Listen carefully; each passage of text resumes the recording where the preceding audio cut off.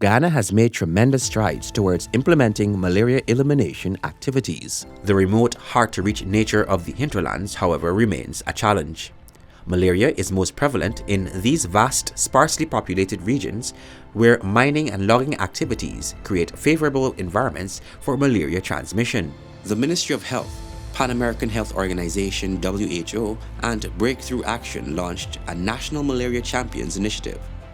This new initiative sets out to energize communities, stakeholders, and health workers in the fight to achieve zero malaria infections in Guyana.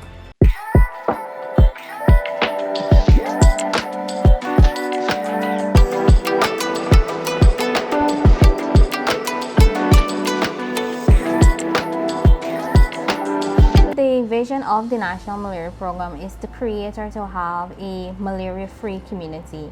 So where the malaria initiative comes in is that they provide more a technical basis that gear towards malaria elimination. Even as the National Malaria Program and the Ministry of Health aim towards elimination of malaria in the future, principally falciparum malaria by 2025, the malaria initiative helps to drive in that direction as well. So we're basically expanding our services not just to a regional level but also to a community and locality level as well. The PAHO WHO Guyana office has been another driving force behind the National Malaria Champions Initiative. We are fully supporting the National Malaria Program on this, not just in the National Malaria Champions Initiative, which will hopefully enable the different stakeholders and partners to implement programs, but we're also providing technical guidance and collaboration with the National Malaria Program, which means that we are going with them in the field, actually doing the interventions with them. So we are also financing some of the activities, but really it's really providing technical guidance because the work on malaria elimination has a lot of different technical issues that need to be addressed, and that's how we're supporting. Breakthrough Action, a social and behavior change project funded by the United States Agency for International Development, USAID, has shown major support to the work of the vector control services. One of the avenues for support to the national program is through our Little Mosquito Big Problem campaign. Through this multi-channel campaign, we produce several types of SBC materials, including a brochure on the use and care of treated nets. We also produce treatment adherence envelopes, produce banners, posters, flags, and toolkits. These materials have been made available to the national program and, by extension, the National Malaria Champions Initiative. Two regions have been selected to highlight examples of outstanding work in the fight towards malaria elimination, Regions 7 and 8. A journey down the Essequibo River will take you to the town of Bartica, Region 7. In Region 7, they have piloted a new strategy to classify localities based on malaria transmission levels and implement interventions based on the classification. During the starting of this year, we had this program or this new strategy for malaria implementation, which is called microstratification. Microstratification basically is forming malaria community, or to say different groups in the different focus area. So a focus area is an area that based on the malaria information that we get, we would form across the region. We go to different communities in this focus area and we train them, or we teach them how to deal with the malaria situation at their level. So rather than them having to depend on us to fight or to say how or to eliminate the cases, they can do it right at that community. Community involvement plays an integral role as part of the region's microstratification project. We formed this group, this small group with different persons, with the leaders of the community, persons like the tushao, sometimes a teacher, if you have a nurse, a community health worker, or somebody from the church, right? We also did training in the epidemiological chart. We also did training in teaching them how to classify a case. A shining example of community engagement in malaria elimination efforts is the village Karau, located just a short distance away from Bartica on the lower Mazruni River. This is exemplary to what the National Malaria Champions initiative seeks to achieve. We have a working group that is dealing with malaria. We have a group of 9 persons.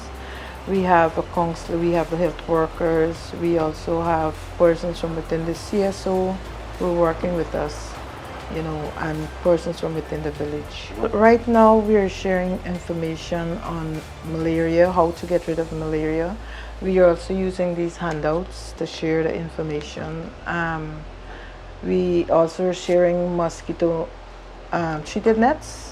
We're giving out these information also on mosquito treated nets, how they can use the nets.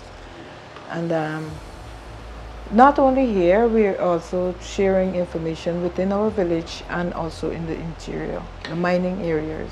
The community is excited about this program because they never had persons going to them like house to house to tell them about malaria and to share nets and so they're very excited and glad to hear more, especially with the treatment. We tell them how to use their treatment and to make sure they use out all their treatments. The challenge that we really face is the cost of transportation. Transportation is very high, especially to go into the interior. It's very high. But fortunately, we got help from the village council. The Tusha was really into this and he helped us with transportation costs. Continuing on the successes of Region 7, an individual was awarded for his excellent work as a volunteer tester in the region. Over the past 5 years since we have started the volunteer project, there have been many outstanding volunteers in the different sites. But one that I would actually like to pinpoint this afternoon is a tester from Site 7A, that is the Aramo Mines top, and his name is Mr. Curtis Barnett. He has been absolutely outstanding in his endeavors, this being first of all being a voluntary project, a voluntary work for him. He has gone to great lengths and great heights in actually getting things done for us. One thing that stood out to me is the fact that this job being voluntary, he has resources such as his boat services.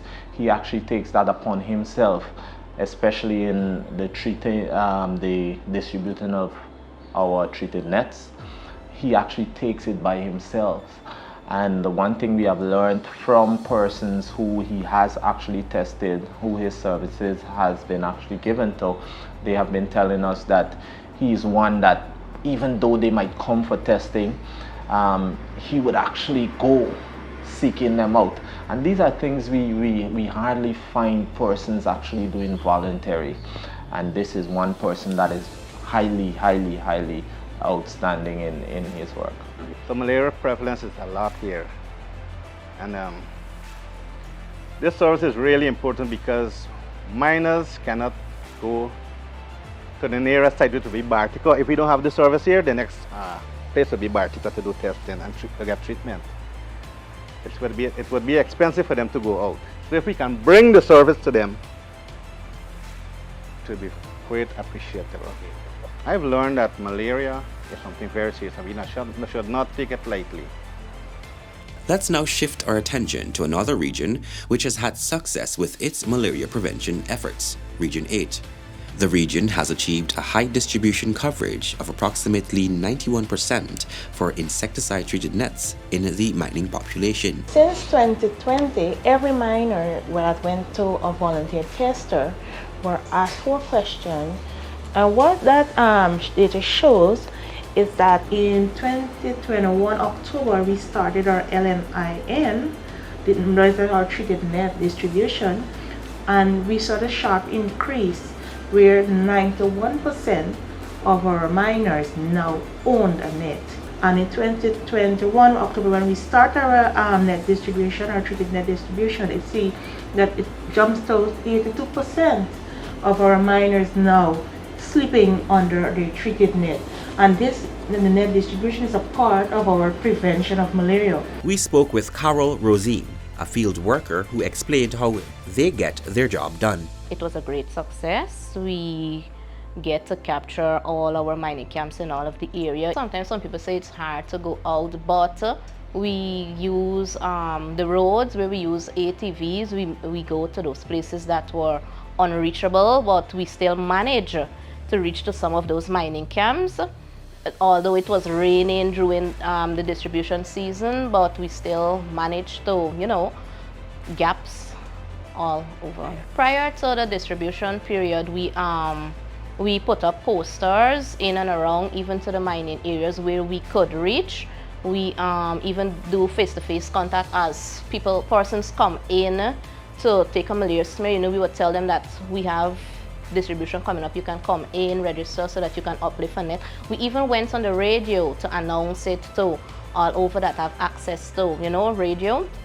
We went there so that everyone can be able to come in and know of the distribution. During the distribution period, we have these pamphlets that we would hand out. They have all the guidelines and all the steps on how to care and treat for the net. And even though we hand it out, we even tell them that, this is the way to treat the nets. We open the pamphlet to let them know that this is how to treat the net, because net's supposed to last at least 3 to 5 years. We were able to visit some of the mining camps within the region to see how they have been using their nets and to understand their procedures in ensuring that the nets are used correctly. We have a lot of managers in the system, and each camp that have a manager is responsible also to check and ensure that all workers sleep under the netting in a proper way, proper manner. In the period last year, January as to date, last year, between January and this time, comparing to this year, we have a reduction of malaria cases, a lot. The goal to get to zero malaria is ongoing and ever evolving as different approaches are implemented. We applaud the hard work and dedication of all persons championing malaria elimination efforts. We thank you and hope that the work you do can continue to change and improve the quality of life of miners and persons affected by malaria, and that you continue to strive for excellence.